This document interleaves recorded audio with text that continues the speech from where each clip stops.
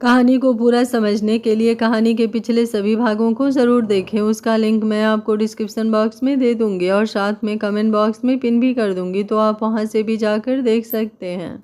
दृश्यम अब एक बार फिर से बड़े ही प्यार से आयत का हाथ चूमते हुए कहा, मैंने सोचा नहीं था कि वो लड़की जो पहली मुलाकात में मुझे हद से ज़्यादा नकचढ़ी लगी थी, उसके साथ मेरी लाइफ की पहली डेट होगी। वो डेट जो मुझे पूरी ज़िंदगी याद रहेगी। आयत ने अपनी नज़रों को हल्का सा ऊपर की तरफ उठाया और बोली, I am sorry mister Malhotra. Drishyam ने चौंकते हुए पूछा, सॉरी क्यों? आयत थोड़ा हिचकिचाते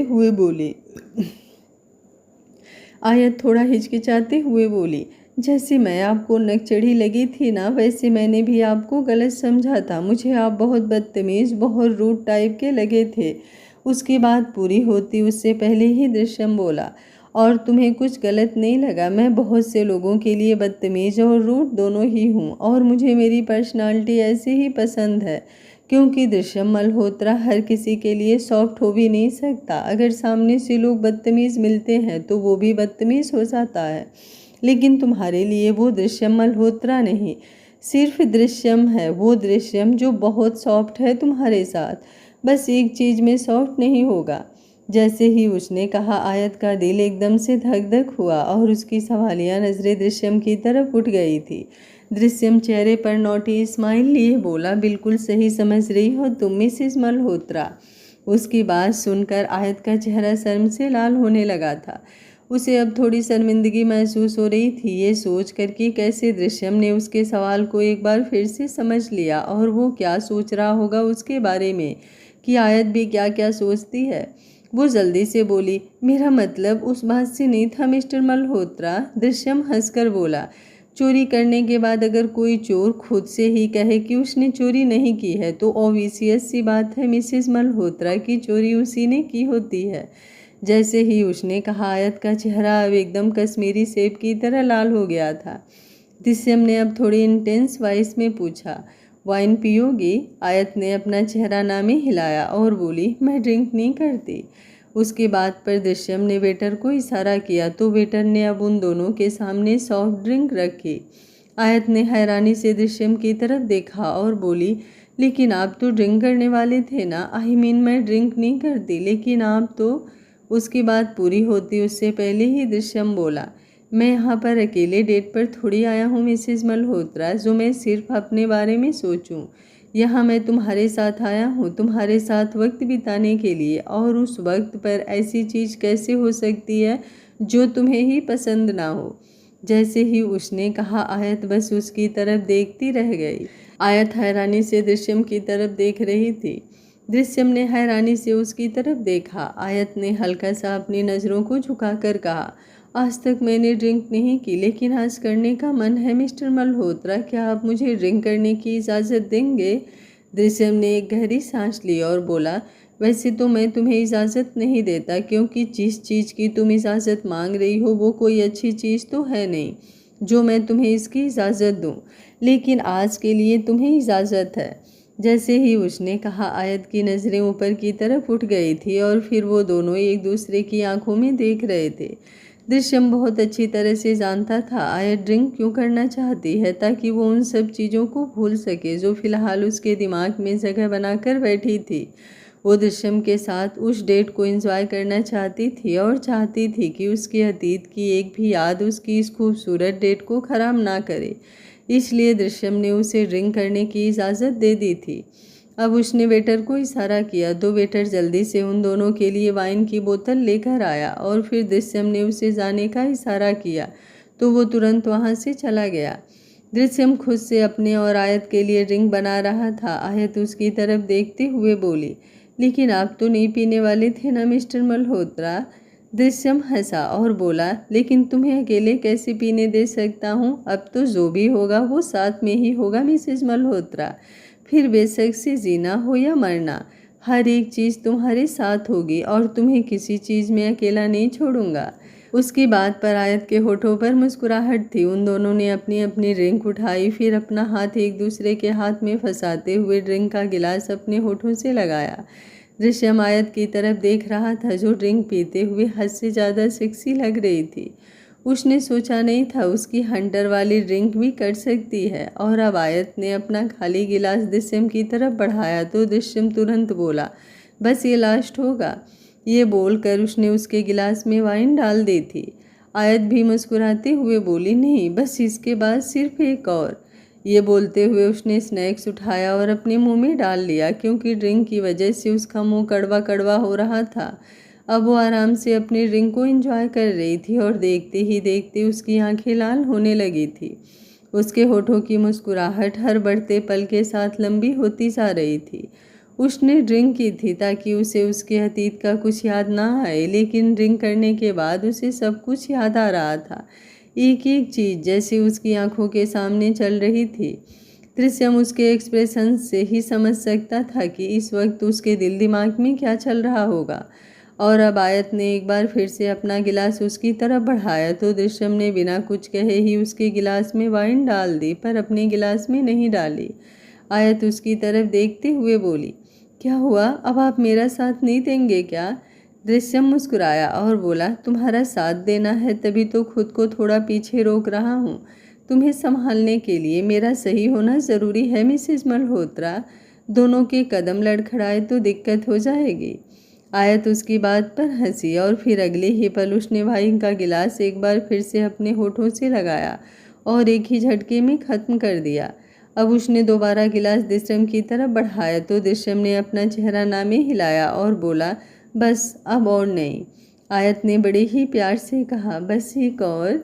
दृश्यम ने अपना चेहरा नामे हिला दिया। आयत ने मुंह बनाया, लेकिन दृश्यम ने फिर भी उसे ड्रिंक नहीं दी।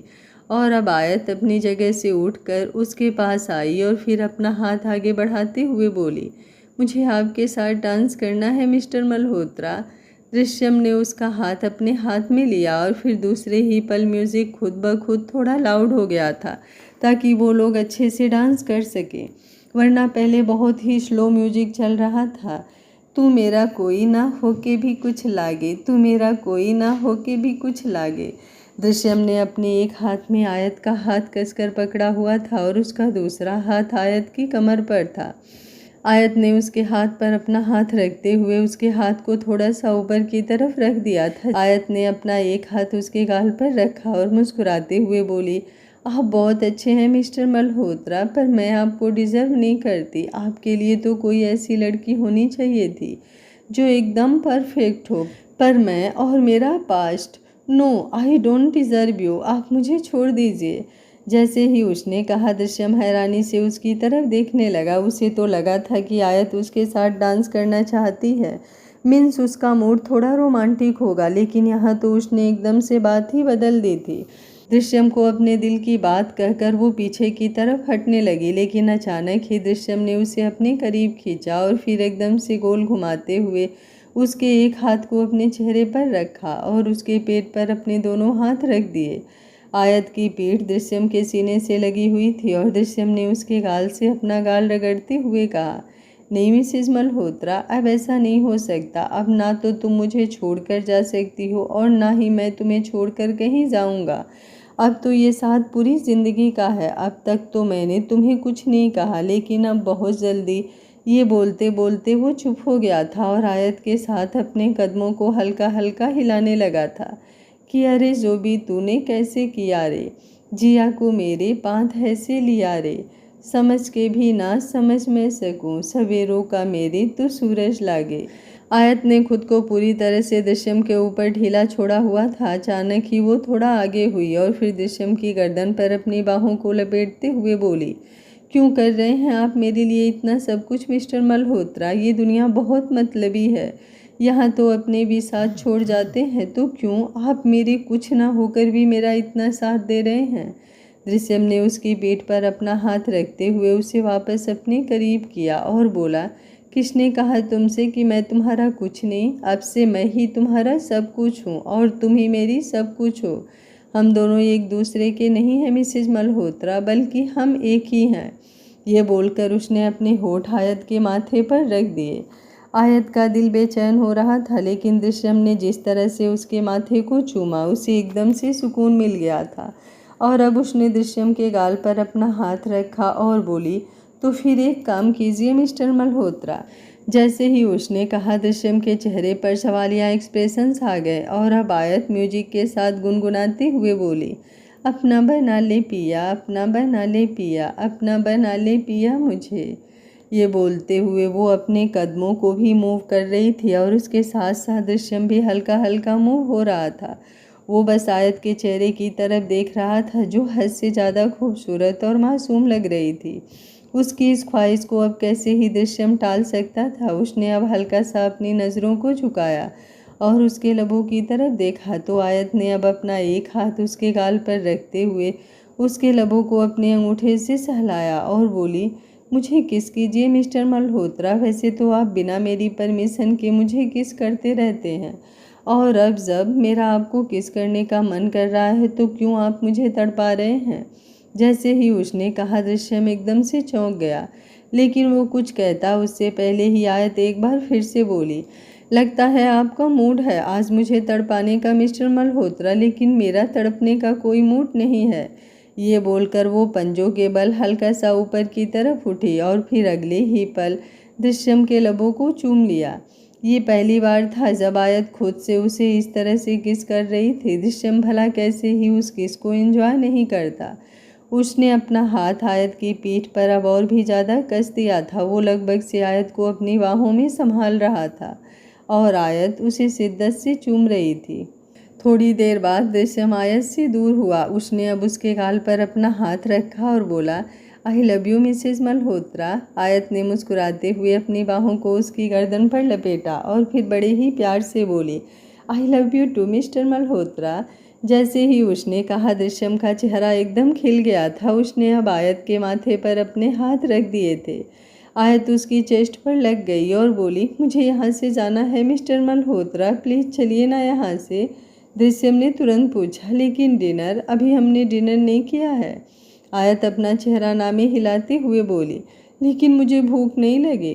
दृश्यम ने उसका हाथ पकड़कर उसके हाथ पर भी किस की और बोला, ऐसे कैसे भूख नहीं लगी, खाना तो तुम्हें खाना ही पड़ेगा और आज मैं तुम्हें अपने हाथों से खाना खिलाऊंगा। ये बोलकर वो उसे वापस टेबल की तरफ लेकर आया और फिर सच में उसे अपने हाथों से खाना खिलाने लगा। आयत की आंखों में नशे की लाली साफ नजर आ रही थी। वो बिना बात के ही मुस्कुराए जा रही थी और दृश्यम बस ये सोच रहा था कि उसकी सेनोरिटा की मुस्कुराहट को किसी की नज़र ना लगे। उसने आयत को भी अच्छे से खाना खिलाया और खुद भी उसके साथ अच्छे से डिनर किया। अब वो आयत को अपनी बाहों में उठाकर गाड़ी की तरफ बढ़ गया था और आयत ने भी खुद को पूरी तरह उसमें समेटा हुआ था। दृश्यम ने उसे अच्छे से गाड़ी में बिठाया और फिर खुद भी ड्राइविंग सीट पर बैठ गया। उसने आयत का हाथ अपने हाथ में थामा हुआ था। आयत बाहर की तरफ देख रही थी और दृश्यम गाड़ी ड्राइव करने के साथ साथ बीच में उसे ही देख रहा था। और तभी अचानक से आयत बोली, हम दोनों एक ही स्कूल में पढ़ते थे। जैसे ही उसने कहा दृश्यम ने चौंकते हुए उसकी तरफ देखा। आयत अभी भी बाहर की तरफ ही देख रही थी। अब वो एक बार फिर से बोली, वो सीनियर थे मुझसे, मुझे अच्छे लगते थे और वो भी मुझे बार बार देखते रहते थे, लेकिन तब मैं बहुत छोटी थी। वो भी कुछ ज़्यादा बड़े नहीं थे मुझसे, बस 3-4 साल बड़े थे। और फिर यूं ही स्कूल में वक्त बीतता रहा और फिर कॉलेज लाइफ शुरू हुई। कॉलेज में भी वो मेरे सीनियर थे। मैं हमेशा उन्हें देखती रहती और वो मुझे। और फिर एक दिन उन्होंने मुझे प्रपोज किया। दृश्यम बहुत अच्छी तरह से समझ रहा था कि आयत किसके बारे में बात कर रही है, लेकिन उसने आयत को कोई जवाब नहीं दिया। आयत एक बार फिर से बोली, पहले फ़ोन पर बातें हुई और फिर धीरे धीरे बातें मुलाकातें में बदल गई। मैं उस रिलेशनशिप के लिए बहुत ज़्यादा सीरियस थी, हद से ज़्यादा सीरियस। मेरे लिए ये रिलेशनशिप गर्लफ्रेंड बॉयफ्रेंड वाला रिलेशनशिप था ही नहीं। मैंने हमेशा से एक ही ख्वाब देखा था कि मेरी मिस्टर रायचंद से शादी होगी और मैं उन्हें हमेशा शादी के लिए कहती भी रहती थी, लेकिन वो हमेशा यही कहते थे कि पहले उन्हें अपने बिजनेस को आगे बढ़ाना है, अपनी फैमिली को खुद को प्रूव करके दिखाना है। और मैं भी उनकी बातें मान रही थी।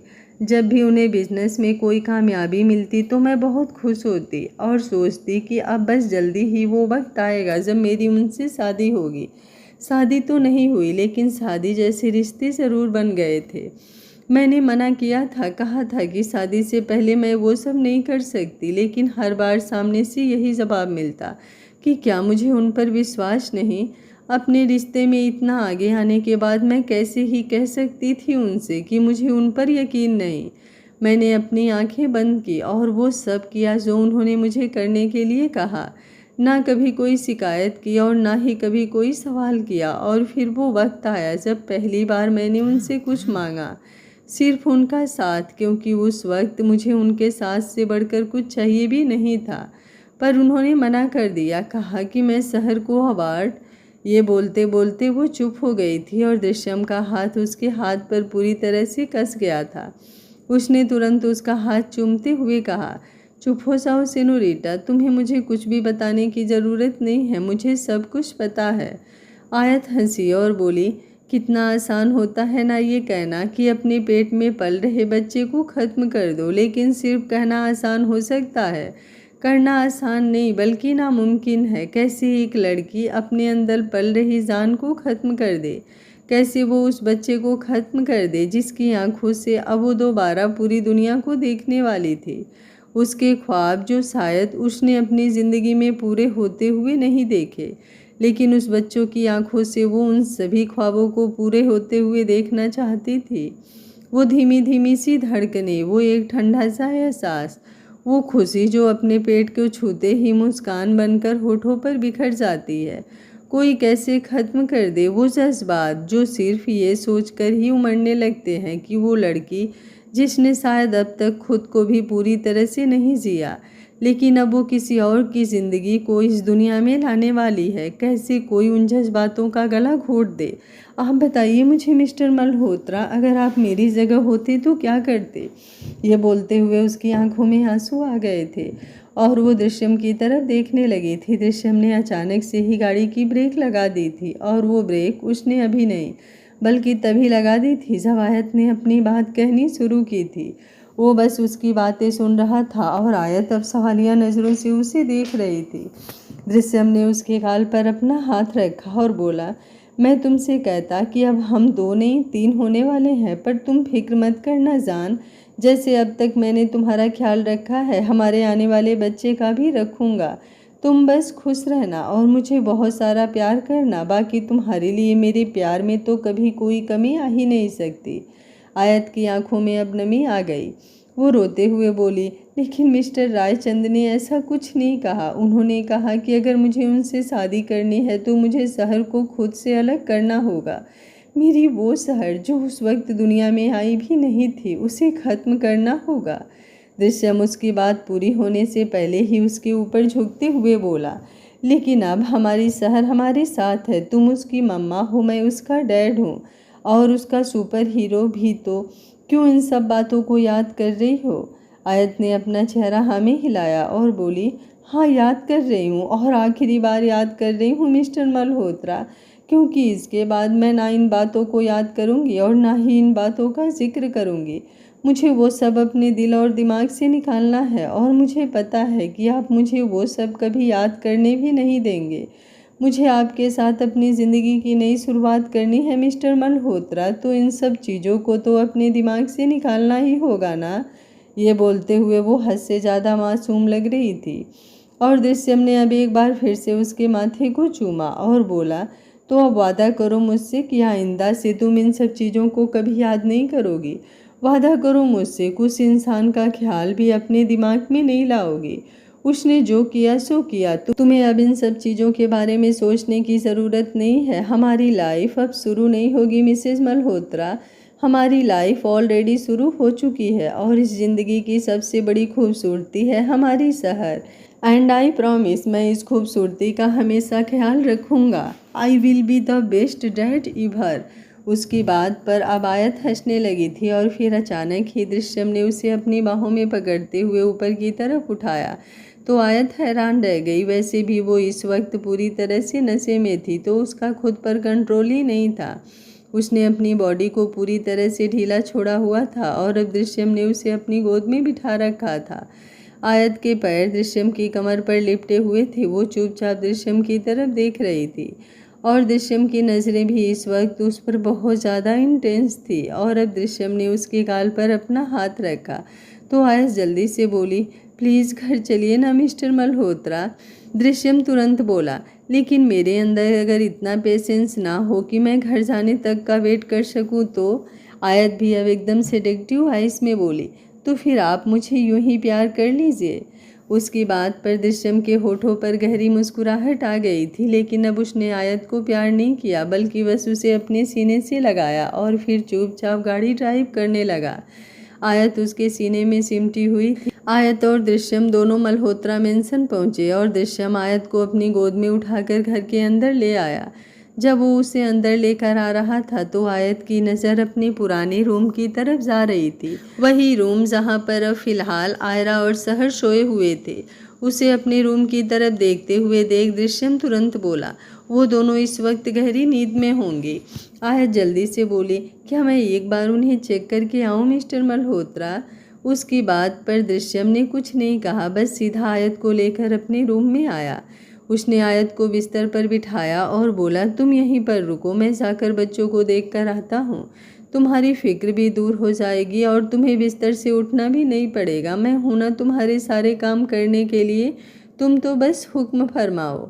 ये बोलते हुए वो हद से ज़्यादा क्यूट लग रहा था। आयत मुस्कुराते हुए उसकी तरफ देख रही थी और अब दृश्यम रूम से बाहर निकलकर सीधा बच्चों के रूम की तरफ आया। उसने लाइट ऑन किया और अगले ही पल उसकी नज़र बिस्तर पर थी जहां पर आयरा और शहर दोनों एक दूसरे को हग करके सो रही थी। उन्हें यूं देखकर दृश्यम मुस्कुराया और फिर लाइट ऑफ कर वापस अपने रूम में आ गया। वहीं आयत दृश्यम के जाने के बाद बेचैनी सी महसूस करने लगी थी। वो खुद से बात करते हुए बोली, मैंने बोल तो दिया था मिस्टर मल्होत्रा क्योंकि वो मुझे प्यार कर ले, लेकिन अगर सच में उन्होंने मुझे प्यार किया तो मेरी धड़कनें तो अभी से इतनी तेज हो गई हैं। मैं अब क्या करूं? मैं एक काम करती हूं, मैं सोने की एक्टिंग करती हूं। ये बोलकर वो तुरंत बिस्तर पर लेट गई। उसने ब्लैंकेट को पूरी तरह से अपने ऊपर ले रखा था जिससे अब उसका चेहरा तक नजर नहीं आ रहा था। दृश्यम ने जैसे ही रूम में आकर उसकी तरफ देखा, उसके होठों पर गहरी मुस्कुराहट आ गई थी क्योंकि वो बहुत अच्छी तरह से जानता था उसकी सेनोरिटा शरारत कर रही है। अब उसने अपनी शर्ट के बटन खोलने शुरू किए और फिर कुछ ही देर बाद वो सिर्फ लोअर में बिस्तर पर आया।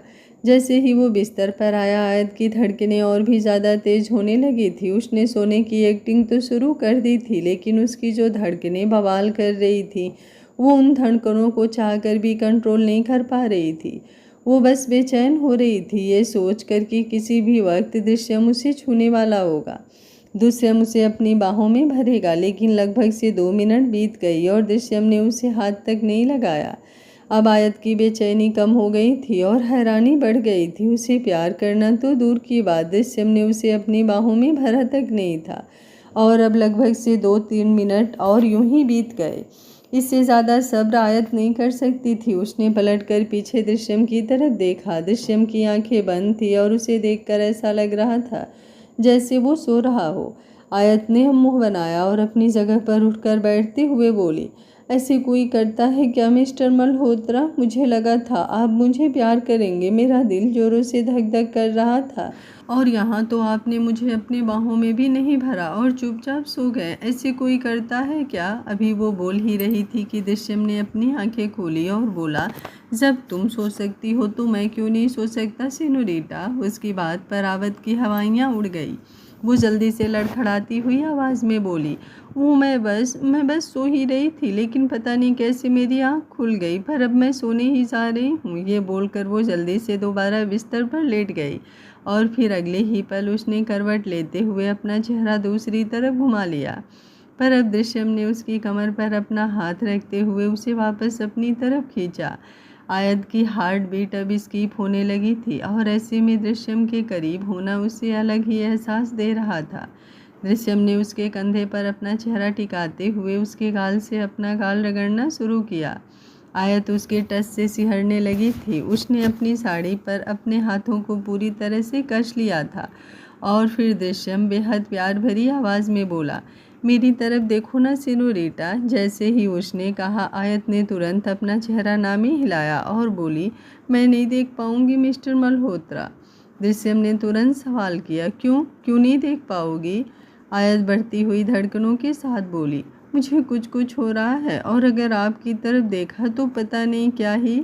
उसकी बात पूरी होती उससे पहले ही दृश्यम खुद ही उसे अपनी तरफ घुमा लिया था। आयत ने अपनी नज़रों को नीचे की तरफ झुकाया हुआ था। दृश्यम ने अब उसके चेहरे के नीचे अपनी 2 उंगलियां रखते हुए उसके चेहरे को हल्का सा ऊपर उठाया। दृश्यम ने अपना चेहरा उसके चेहरे के बिल्कुल करीब किया और फिर दृश्यम ने उसका माथा बड़े ही प्यार से चूमा और बेहद प्यार भरी आवाज़ में बोला, मन तो नहीं कर रहा है कि तुम्हें प्यार करना बंद करो, मन तो यही कर रहा है कि तुम्हें हर तरह से अपना बना लूं। लेकिन अगर तुम अभी फ़िलहाल कंफर्टेबल नहीं हो तो मैं ऐसा कुछ नहीं करूँगा बच्चे जिससे तुम्हें तकलीफ़ हो। जब तुम पूरी तरह से कंफर्टेबल हो जाओगी तभी हम एक दूसरे के करीब आएंगे। उसकी बातें सुनते हुए आयत की आंखें नम हो गई थी। एक बार फिर से वो दृश्यम के सीने से लग गई थी और दृश्यम ने भी उसे पूरी तरह अपनी बाहों में भर लिया था। कुछ देर बाद आयत अपना नाइट सूट पहनकर बेड पर आई। दृश्यम ऑलरेडी बेड पर ही बिस्तर पर लेटा हुआ था और अब आयत भी आकर उसके बगल में लेट गई। दृश्यम ने अपने हाथों को हल्का सा फैलाया तो आयत तुरंत उसके पास आई और अब दृश्यम ने उसे पूरी तरह से अपनी बाहों में भर लिया था। उसके बदन की खुशबू ही दृश्यम को पागल करने में लगी हुई थी। उसका मन तो अभी भी कर रहा था कि आयत को और ज़्यादा प्यार करे, लेकिन सिर्फ आयत के लिए उसने खुद पर कंट्रोल कर लिया था। अब वो उसके बालों को सहला रहा था और थोड़ी ही देर में वो दोनों गहरी नींद में जा चुके थे। सुबह का वक्त लगभग से 8 बजे। आयत की आंखें खुली और उसने दृश्यम की तरफ देखा जो अभी तक आयत को अपनी बाहों में भरकर सोया हुआ था। दृश्यम हमेशा जल्दी उठ जाता था लेकिन आज शायद वो काफ़ी ज़्यादा सुकून से सोया था, इसलिए उसकी आंखें नहीं खुली थी। आयत अब हल्का सा ऊपर की तरफ उठी और फिर उसने अपने थोड़े से बालों को इकट्ठा किया और बालों के किनारे से दृश्यम को परेशान करने लगी। पहले उसने अपने बालों को उसके कान के पास लाकर अंदर की तरफ घुमाया। दृश्यम ने एकदम से अपना चेहरा दूसरी तरफ घुमा लिया। आयत को हंसी आ रही थी। अब उसने अपने बालों को दृश्यम के नाक के पास घुमाया तो दृश्यम ने एक बार फिर से अपना चेहरा घुमाया और आयत हंसने लगी। वो बार बार अपने नाक को ऊपर की तरफ खींच रहा था। जब उसकी नींद डिस्टर्ब होती तो दृश्यम ऐसे रिएक्ट करता जैसे उसे छींक आने वाली हो। आयत तब अपने बालों के किनारे को उसके होठों के पास लेकर आई, लेकिन उससे पहले कि वो दृश्यम को और ज़्यादा परेशान करती, अचानक से दृश्यम ने उसे पूरी तरह से अपनी बाहों में भर लिया और फिर दूसरे ही पल उसे बिस्तर पर नीचे लगाते हुए उसके ऊपर झुका और बोला, सुबह सुबह कुछ ज़्यादा ही दिमाग चल रहा है तुम्हारा और साथ ही साथ हाथ भी कुछ ज़्यादा चल रहे हैं। अब अपने हाथ चलाकर दिखाओ। आयत जल्दी से बोली, अरे मुझे छोड़िए मिस्टर मल्होत्रा, मुझे बच्चों के पास जाना है। पिछले 2-3 दिनों से मैं उन पर ज़्यादा ध्यान नहीं दे पा रही। आपके चक्कर में इतना उलझ गई हूँ कि उनके लिए सुबह जल्दी उठ ही नहीं पाती। अब मैं जल्दी उठ गई हूँ ना, प्लीज़ मुझे उनके पास जाने दीजिए।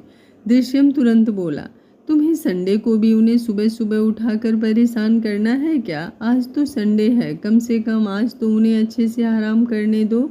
आयत मुंह बनाते हुए बोली, फिर क्या हुआ अगर संडे है तो? सुबह जल्दी उठना तो अच्छी बात होती है और मैं नहीं चाहती मेरे बच्चों की आदत खराब हो। दृश्यम ने उसके हाथों को कसकर पकड़ते हुए नीचे बिस्तर पर लगाया और बोला, अच्छा खुद की आदतें अच्छी है नहीं और चली तुम दूसरों की आदतें सुधारने। बहुत परेशान कर रही थी ना तुम मुझे, अब मैं तुम्हें बताऊंगा कि तुम्हें परेशान करना क्या होता है। आयत जल्दी से बोली, मत कीजिए ना मिस्टर मल्होत्रा, मुझे सच में बच्चों के पास। अभी वो बोल ही रही थी कि बाहर से दरवाज़ा नॉक हुआ। दरवाज़ा नॉक होने की आवाज़ सुनकर ही आयत और दृश्यम की आंखें बड़ी हो गई थी। आयत ने अब तुरंत खुद को संभाला और फिर अपनी जगह पर उठकर बैठ गई और हंसते हुए वो जल्दी से वॉशरूम की तरफ भाग गई। दृश्यम मुँह बनाते हुए बोला, ओ गॉड, वैसे तो बच्चे भगवान का रूप होते हैं, लेकिन कभी कभी ये शैतान क्यों बन जाते हैं? क्यों ये मेरी लव लाइफ को आगे नहीं बढ़ने देते? ये बोलते हुए उसके चेहरे पर गहरी मुस्कुराहट थी और वॉशरूम के दरवाजे से लगकर खड़ी आयत उसकी बातें बहुत अच्छी तरह से सुन रही थी। उसके होठों पर मुस्कुराहट थी और उसका दिल अभी भी जोरों से धक धक कर रहा था। उसने अपने सीने पर अपना हाथ रखा और ऐसा लगा जैसे हर एक धड़कन पर सिर्फ एक ही नाम लिखा है और वो है दृश्यम मल्होत्रा। उसने अब जल्दी से वॉशरूम का दरवाज़ा अच्छे से बंद किया और फिर शावर की तरफ बढ़ गई। वहीं दूसरी तरफ दृश्यम दरवाजे की तरफ आया। जैसे ही उसने दरवाज़ा खोला, आयरा और सहर दोनों दरवाजे के सामने खड़ी थी। वो दोनों अंदर की तरफ आईं और सहर इधर उधर अपनी नज़रें घुमाते हुए बोली, मम्मा कहाँ है डैड? दृश्यम ने एक नज़र वॉशरूम की तरफ देखा और बोला, शावर ले रही है, तुम बताओ तुम्हें उनसे कुछ काम है क्या? आयरा जल्दी से बोली, नहीं हमें उनसे काम नहीं है मामू, हमें तो आपसे काम है। एक्चुअली मेरा और सहर का आज स्विमिंग पूल में नहाने का मन कर रहा है, तो क्या प्लीज़ आप हमें स्विमिंग पूल में लेकर चल सकते हो? वैसे भी अभी तो आपने शावर नहीं लिया है, तो आप भी स्विमिंग पूल में थोड़ी देर स्विमिंग कर लेना। उनकी बातों पर दृश्यम का चेहरे का रंग उतर गया। वो भला कैसे ही स्विमिंग पूल में जा सकता था? उसकी निगाहें तो वॉशरूम के दरवाजे की तरफ टिकी हुई थी, जहां वो वॉशरूम में आयत के पास जाने का सोच रहा था, ताकि उनका जो रोमांस अधूरा रह गया उसे पूरा कर सके। लेकिन बच्चों ने तो उसके लिए और ही कुछ प्लान बना कर रखा था और अब आयत और शहर दोनों ने उसका एक एक हाथ पकड़ लिया और दोनों उसे खींचते हुए बाहर की तरफ लेकर जाने लगे। आयरा जल्दी से बोली, आपको हमारे साथ चलना ही पड़ेगा मामू। शहर ने भी तुरंत कहा, अगर आप हमें स्विमिंग पूल में नहीं लेकर गए तो हम दादी को कॉल करेंगे और उनसे आपकी शिकायत करेंगे। दृश्यम उनकी बातों को सुनकर उन्हें मना कर ही नहीं पाया और अब वो उन दोनों की तरफ देखते हुए बोला, अच्छा अच्छा ठीक है बाबा, हम लोग चलते हैं, लेकिन मुझे ऐसे खींचो तो मत, वरना मुझे तो कुछ नहीं होगा। लेकिन अगर गलती से तुम दोनों में से कोई गिर गया तो वो हंटर वाली मेरा खून चूस लेगी। उसकी बातें सुनकर आयरा और सहर दोनों मुंह दबाकर हंसने लगी थी। वो दोनों जानती थी कि दृश्यम आयत के बारे में बोल रहा है। दृश्यम ने एक नज़र फिर से पलटकर वॉशरूम की तरफ देखा और फिर गहरी ठंडी सांस भरते हुए बोला, लगता है अभी हमारे रोमांस में थोड़ा टाइम है सिनोरिटा, बट इट्स ओके, तुम्हारे लिए थोड़ा वेट तो कर ही सकता हूँ मैं। ये बोलकर वो बच्चों के साथ बाहर निकल गया। उसके जाने के 5 मिनट बाद आयत वॉशरूम से बाहर निकली। वो हैरान थी, पर जब उसने रूम में दृश्यम को नहीं देखा तो वो हंसते हुए बोली, पक्का बच्चे मिस्टर मल्होत्रा को ले गए होंगे। थैंक गॉड बच्चे टाइम पर आ गए, वरना पता ही नहीं आज तो मिस्टर मल्होत्रा का मूड क्या ही होता। ये बोलते बोलते वो एकदम से खामोश हो गई और फिर उसने खुद को एक नज़र आईने में देखा।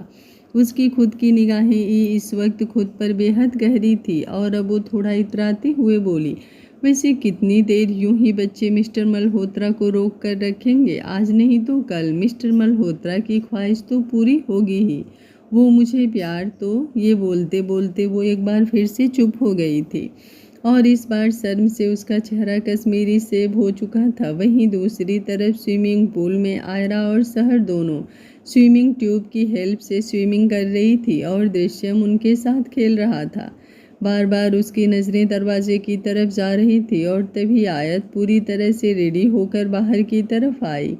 बाहर आते ही उसने बच्चों की तरफ देखते हुए कहा, तो आज तुम लोग अपना हॉलिडे एंजॉय अच्छे से कर रहे हो। सुबह सुबह ही तुम दोनों शुरू हो गई, लेकिन खबरदार अगर तुम दोनों ने मुझे या मिस्टर मल्होत्रा को पूरे दिन परेशान किया तो स्विमिंग के बाद तुम दोनों अच्छे से रेडी होगी और फिर अपना ब्रेकफास्ट फिनिश करोगी। ब्रेकफास्ट करते वक्त मुझे तुम दोनों के नखरे नहीं सुनने। उसकी डांट सुनते हुए आयरा जल्दी से बोली, मामू बड़ी खड़ूस मामी लेकर आए हो आप? दृश्यम ने तुरंत पूछा, तो तुम बताओ क्या करूँ, इसे चेंज करवा लूँ क्या? आयरा जल्दी से बोली, नहीं नहीं, बेशक से ये मामी थोड़ी खड़ूस हैं लेकिन प्यारी भी हैं। आयत उसे घूरते हुए बोली, क्या बात कर रही हो तुम अपने मामू से? आयरा उसकी बात सुनकर हंसने लगी और अब सहर भी जल्दी से बोली, मम्मा डैड आपको खड़ूस बोल रहे हैं। जैसे ही उसने कहा आयत ने दृश्यम की तरफ घूर कर देखा। दृश्यम ने तुरंत अपना चेहरा ना में हिलाया और बोला, मैंने नहीं कहा, ये तो इस आयरा ने ही कहा है। आयरा के चेहरे पर डर झलकने लगा। सहर एक बार फिर से बोली, नहीं मम्मा, आयरा ने कुछ नहीं कहा, वो तो आपको क्यूट बोल रही है, पर डैड आपको खड़ूस बोल रहे हैं। उसकी बात पर आयरा तो रिलैक्स हो गई थी, लेकिन दृश्यम के होश उड़ गए थे। आयरा और सहर दोनों ने मिलकर उसे फंसा दिया था। और आयत अब मुंह बनाते हुए बोली, अच्छा तो कोई बात नहीं, जिसे भी मैं खड़ूस लगती हूँ उसे अब मैं अच्छे से बताऊंगी कि खड़ूसियत होती क्या है। तुम चलो दोनों बाहर आओ, मैं तुम दोनों को रेडी कर देती हूँ। उसकी बात सुनकर आयरा और सहर दोनों ने अपना चेहरा हाँ में हिलाया और बाहर की तरफ आ गई। दृश्यम चुपचाप आयत की तरफ देख रहा था और आयत अब मुंह बनाते हुए बच्चों को अंदर की तरफ ले गई। उसने पलट कर भी दृश्यम की तरफ देखा और ऐसी तिरछी निगाहों से देख रही थी जैसे कह रही हो कि रोमांस तो पता नहीं आपको मेरे साथ कब करने को मिलेगा, लेकिन आपको अपनी खड़ूसियत मैं आज ही अच्छे से दिखाऊंगी। और दृश्यम के कानों में बस एक ही गाना गूंज रहा था, मेरे तो लग गए। वहीं दूसरी तरफ सिंघानिया मेंशन पूरी सिंघानिया फैमिली इस वक्त हॉल में एक साथ नजर आ रही थी और सामने सोफे पर अतुल्य बैठा था। अतुल्य के सामने ही बैठे हुए एक शख्स की तरफ देखा जो उम्र में लगभग 60 साल के आसपास लग रहे थे और वो शख्स कोई और नहीं बल्कि मिस्टर राजीव सिंघानिया बैठे थे। राजीव सिंघानिया जो सिंघानिया अंपायर के ओनर थे और उनके साथ ही बैठा था एक शख्स जो लगभग 32 साल का लग रहा था और वो था राजीव सिंघानिया का बेटा आदित्य सिंघानिया। आदित्य राजीव की तरफ देखते हुए बोला, मैंने तो आपको पहले ही इन सब चीज़ों के बारे में बता दिया था डैड। उस लड़की के साथ हमने अपने सारे रिश्ते तो ख़त्म कर दिए, लेकिन वो अभी भी हमें बदनाम करने पर लगी हुई है और मुझे तो समझ में नहीं आ रहा कि मल्होत्रा फैमिली इतनी अंधी कैसे हो सकती है। वो लोग उस लड़की को अपने सिर पर चढ़ाकर बैठे हैं इससे पहले कि वो लड़की हमें और ज़्यादा बदनाम करे। हमें उसका किस्सा ही ख़त्म कर देना चाहिए। ये बोलते हुए उसका चेहरा गुस्से से लाल हो रहा था और वो शख्स कोई और नहीं आयत का भाई था और वो भी सौतेला। उसकी बात सुनकर राजीव सिंघानिया किसी सोच में थे और सामने खड़ी एक औरत के होठों पर तिरछी मुस्कुराहट थी जो ये बताने के लिए काफ़ी थी कि वो औरत आयत की सौतेली मॉम है जो उसके बारे में ऐसी बातें सुनकर मन ही मन खुश हो रही थी। और उस औरत का नाम था रेखा सिंघानिया। घर पर कुछ गेस्ट आ गए थे जिसकी वजह से बहुत व्यस्तता हो गई थी। देर रात तक काम करना पड़ा इसलिए थक गई तो रात को वीडियो ही नहीं बना पाई, इसलिए आज लेट हो गया। कोशिश करूँगी कल से टाइम पर अपलोड कर पाऊँ। बाकी आप लोग अपना साथ और प्यार बनाए रखिए। वीडियो पसंद आता है तो वीडियो को लाइक कीजिए। कहानी अच्छी लगती है तो कमेंट बॉक्स में कुछ तो अपनी राय दीजिए, अच्छी या बुरी, मुझे कोई ऐतराज़ नहीं है। बाकी आप लोग अपना प्यार बनाए रखिए। मैं कहानी टाइम से लाती रहूँगी। Thank you for watching. मिलते हैं कहानी के अगले भाग में, तब तक स्वस्थ रहिए, मस्त रहिए, अपना ख्याल रखते रहिए।